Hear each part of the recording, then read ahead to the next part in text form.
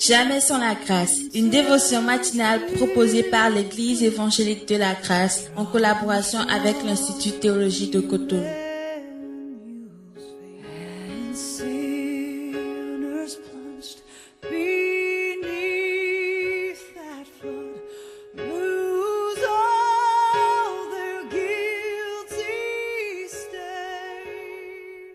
Bonjour chers amis, une nouvelle journée, encore une nouvelle provision. Bienvenue dans cette dévotion qui nous amène toujours sur notre thème de la semaine, l'immuable ou l'inchangeable. Père, merci de bénir encore une fois cette pensée et merci de nous amener encore plus loin avec toi ce matin. Amen. Donc hier nous avions, pour illustrer l'immuable, on a vu une des valeurs qui ne change pas et c'était l'amour de Dieu qui ne change pas. Nous avions parlé du Fils prodigue, de ce merveilleux verset que Dieu donne à Israël. Vous savez, juste en méditant encore ça, nous pouvons trouver tellement de versets. Donc Jérémie chapitre 31, le verset 3, par rapport à l'amour de Dieu, cette valeur qui devient de plus en plus une perle rare dans notre société aujourd'hui. D'accord? Donc, dans Jérémie 31, le verset 3, il nous est dit, de loin, l'Éternel se montre à moi et me dit, je t'aime d'un amour éternel. C'est pourquoi je te conserve ma bonté. Amen. De loin, l'Éternel se montre à moi. On a vu l'histoire du Fils prodigue hier, alors que le Fils était rentré en lui-même. Et il pensait, il a fait tout ce projet-là. Il dit non, je retournerai vers mon Père. Et je lui dirai ceci, je lui dirai cela. Donc le Fils arrive. Et même de loin, le Père l'a vu. Et qu'est-ce qui se passe? Le Père s'est accouru à sa rencontre. Il court vers le Fils. Il n'a pas attendu, comme les autorités peuvent le faire aujourd'hui, que le Fils vienne, qu'il se mette à genoux, qu'il confesse tous ses péchés, qu'on lui donne quelques prières à réciter, 3 fois cette prière, 3 fois l'autre, ou 7 fois ceci. Non, il court vers son Fils. De loin, l'Éternel se montre à moi. Mes amis, je ne sais pas là où tu es par rapport à Dieu ce matin.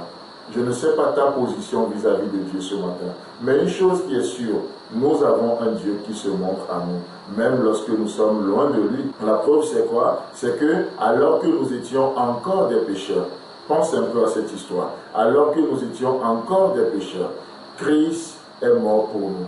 À plus forte raison que nous sommes maintenant enfants de Dieu. Si Dieu n'a pas hésité à nous donner son Fils, alors que nous étions encore des pécheurs, ce n'est pas maintenant qu'il va nous priver de quoi que ce soit. Dieu nous a tout donné. Il nous a donné tout ce qui contribue à la vie et à la piété. Dans son amour, Dieu prend soin de nous. Peu importe là où nous sommes, de loin, nous étions loin, mais la Bible nous dit quoi dans 2 Corinthiens 5, 20? Que Dieu étant en Jésus-Christ, réconciliant le monde avec lui-même. Ce n'est pas l'homme qui a cherché la réconciliation. Pensons un peu au jardin d'Éden. Dans ce merveilleux jardin, lorsque l'homme a péché, qu'est-ce qui s'est passé? Tout ce que l'homme sait faire, c'est quoi? C'est de fuir Dieu.